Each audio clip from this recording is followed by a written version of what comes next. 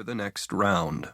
All of us, NAC and SRA and all the other world alliances, pulling on the same rope, even though we're still bickering and infighting like a giant dysfunctional family. The NAC lost the priceless Agincourt, but the Sino-Russians still have Arkhangelsk, and we've improved the Orion missiles that let us wipe out the Lanky fleet gathered above Mars.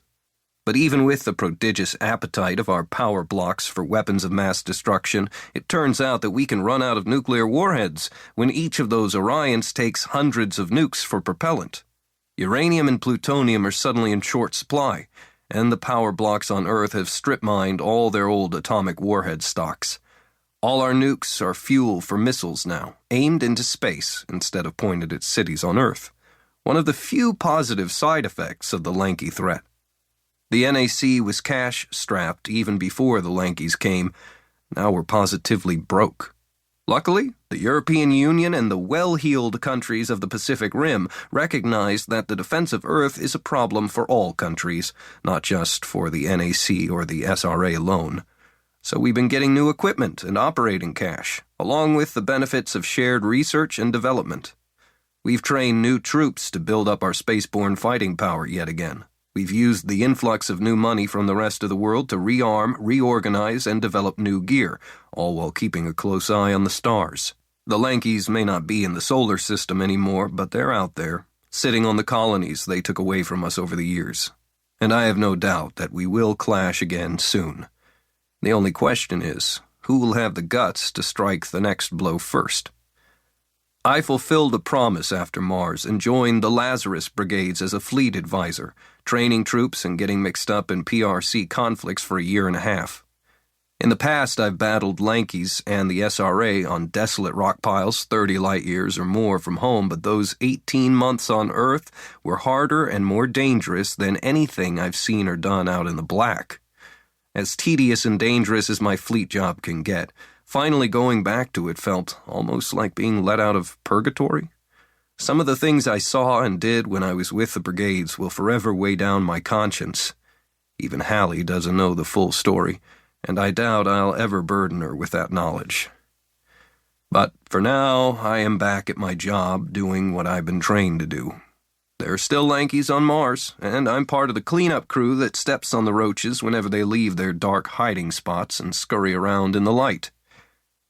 We can't have Mars back, but we'll be damned if we let them have it either.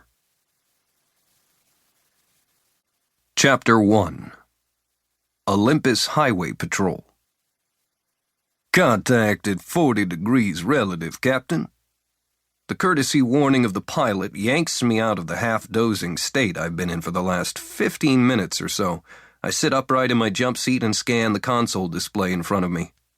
The dropship is bouncing a bit in the rough air, but after 3 months of endless atmospheric patrols above Mars, I can nap through anything short of a Category 4 hurricane. Hang on, I say, checking the scopes. The dropship is a Dragonfly, but not a standard battle taxi model. This one is a Dragonfly SR, a modification they cooked up just for this particular job. The SR variant has high-powered optical sensor arrays all over the outside of the hull. Lankies don't show on radar or infrared, but they can't hide from camera lenses. On the downside, the constant shit weather on Mars means that the SRs have to fly under the low cloud ceiling to spot Lankies, and that makes for long and boring patrols. 8-hour shifts of looking at consoles and getting bounced around by the winds at low altitude. The SRs have auxiliary fuel tanks on the wing pylons instead of missiles, so they can actually stay aloft for closer to 12 hours, but the limiting factor is the endurance of the human crew. "Well, hello there, Mr. Lanky," I say when I see the familiar spindly form of one striding across the surface a few kilometers in front of our port side bow. A few moments later, the software of the optical array draws an outline around another suspected contact, and the second Lanky emerges from the haze in the predicted spot. "Target," I call out to the pilot. 2 large hostile organisms bearing 050, distance 4,500, speed 50 clicks per. "They're in a hurry," the pilot remarks. "Getting skittish down there." "You would be too if someone dropped guided munitions on your head every time you went outside for a stroll."